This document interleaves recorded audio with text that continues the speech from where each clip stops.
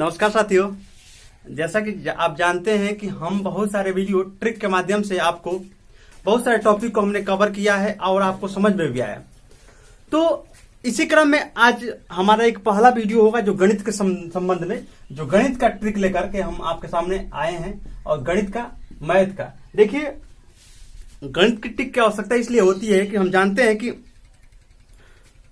परीक्षा के दृष्टिकोण से ये अति महत्वपूर्ण इसलिए होता है क्योंकि हमारे पास एग्जामिनेशन में समय होता है कम और ट्रिक अगर दिमाग में काम करे तो बहुत जल्दी क्वेश्चन को सॉल्व कर लेता है। तो आज हम बात करेंगे क्यूब रूट, या हम कह सकते हैं कि घनमूल। तो घनमूल का मतलब क्या होता है? घनमूल का मतलब होता है कि मान लीजिए 27 दिया हुआ है तो 27 और यहां पे दे 3। इसका मतलब कि इसका फैक्टर करके 27 को फैक्टर करें 3 से, 3 9 27 और फिर 3 3 के 9 और फिर 3 एकम 3। तो इसको हम इस तरह लिखेंगे क्यूब रूट 3 का 3 गुणे 3 गुणे 3। मतलब इसको इस तरह लिख सकते हैं 3 गुणे 3 गुणे 3। तो हम 3, यहां 3 दिया हुआ है इसलिए हम इसका 3 का पेयर बनाएंगे। 3 का यह क्यूब रूट है कितना, मतलब 27 का क्यूब रूट कितना है? 3 है। तो थोड़ा समझने की आवश्यकता यह है कि किसी भी क्वेश्चन का, मान लीजिए किसी क्वेश्चन को, अब देखिए 5 का क्यूब करेंगे तो 5 गुणे 5 गुणे 5, 5 5 25 25 125। अब 125 का क्यूब रूट ज्ञात करेंगे तो हमको 5 प्राप्त होगा। तो हम ये कहना चाहते हैं कि मान लीजिए कोई क्वेश्चन है। अब कोई क्वेश्चन क्या है? अब मान लीजिए 10 का क्यूब करना है, ध्यान दीजिएगा। तो 10 का क्यूब का मतलब 3 बार, मतलब 10 गुणे 10 गुणे 10। तो कितना हो जाएगा? 10 दाम में 100 दाम में 1000।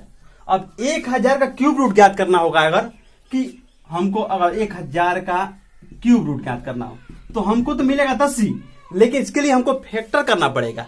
तो आपको मैं ऐसे क्वेश्चनों का क्यूब रूट बताऊंगा जो परफेक्ट होगा। देखिए, एक बात बताना चाहते हैं, 1 का क्यूब करेंगे तो 1 होगा, 2 का क्यूब करेंगे 8 होगा, 3 का क्यूब करेंगे तो 27 होगा, 4 का 64 होगा, 5 का 125 होगा, 6 का 216 होगा, 7 का 343 होगा, 8 का 512, 9 का 729 और 10 का 1000 होगा। तो 10 का 1000 हो जाएगा। तो हम जानते इतना कि अगर अब 3 के बाद 3 का 27 और 4 का 64 हो रहा है तो 27 के बाद 64 आ रहा है। अगर 27 का क्यूब रूट ज्ञात करें तो 3 और 4 का क्यूब रूट ज्ञात करें, 64 का क्यूब रूट ज्ञात करेंगे तो 4। तो एक चीज इसमें निकल के आ रहा है, अगर आप पूछ लें 50 का क्यूब रूट क्या होगा तो हम कहेंगे 50 का क्यूब रूट परफेक्ट क्यूब नहीं आएगा, मतलब परफेक्ट नहीं आएगा। तो इससे आप अंदाजा लगा सकते हैं कि जो भी बातें हम कर रहे हैं वो आप परफेक्ट क्यूब का कर रहे हैं, कि जो परफेक्ट क्यूब है तो उसको बनाने का हम तरीका कुछ बता दे रहे हैं, आप उसको बताइए, बना लीजिएगा। चलिए, जैसा कि हम जानते हैं कि 1 का क्यूब करते हैं 1, 2 का क्यूब करते हैं 8, 3 का 27, 4 का 64, 5 का 125, 6 का 216, 7 का 343, 8 का 512, 9 का 729 और 10 का 1000। आप यहां देख रहे हैं कि 1 का कर रहे हैं तो इकाई का स्थान 1, 4 का किए हैं तो 64, 5 का 25 तो 25। देखिए, 4 में इकाई का अंक 4, 5 में इकाई का अंक 5, 6 में इकाई का अंक 6 और 9 में इकाई का अंक 9। थोड़ा दिमाग में बैठाइए, 1 में 1, 1 में 1, 4 में 4 और 5 में 5 और 9 में 9। मतलब कि अगर संख्या होगा 1 तो क्यूब में भी 1 होगा। अगर कोई संख्या होगा 4 और उसके भी क्यूब में कितना होगा? 4 होगा। 5 अगर होगा, 5 के क्यूब में कितना होगा? 5 होगा। 9 का क्यूब होगा तो कितना? 9। इकाई का अंक बता रहे हैं।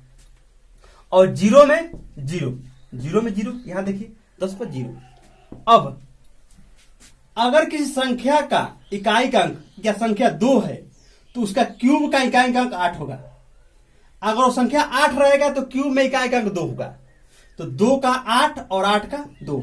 उसी तरह से कोई संख्या 3 होगी तो उसका इकाई का अंक 7 हो जाएगा। अगर 7 रहेगा तो 3 होगा। ये थोड़ा सा दिमाग में बैठा लीजिएगा, इसको याद दिमाग में कर लीजिएगा, सारी चीजें आपको कंफर्म हो जाएगी। चलिए कुछ क्वेश्चन बताते हैं। 1728 का क्यूब बनाना है, आपका क्यूब रूट ज्ञात करना है, आपका क्यूब रूट। ठीक, तो 1728 का क्यूब रूट आप ज्ञात करना है। तो एक काम करें, पहले आप 1728 में 1728 में 3 का पेयर बना लीजिए। 3 का पेयर बनाए, अब बचा क्या, 1 को यहां लिख लीजिए। अब यहां देखिए कि जो संख्या आ रहा है, जो संख्या बच रहा है, यहां किसके किसके बीच में है, तो 1 और 8 के, तो 1 के तो बराबर ही है, 1 के बराबर है, और हमें कह सकते हैं 1 के बराबर है, तो हम इसको लिख देंगे 1 लिख देंगे। और इसके इकाई का अंक क्या है, 8 है, तो 8 के स्थान पे क्या लिखना होगा हमको, 2, तो हो जाएगा 12 का क्यूब करेंगे, 12 का क्यूब कर देंगे तो आपको 1728 आपको प्राप्त हो जाएगा। चलिए एक क्वेश्चन और लेते हैं समझाने के लिए। देखिए 97,0299 ध्यान दीजिएगा का क्यूब रूट ज्ञात करना है।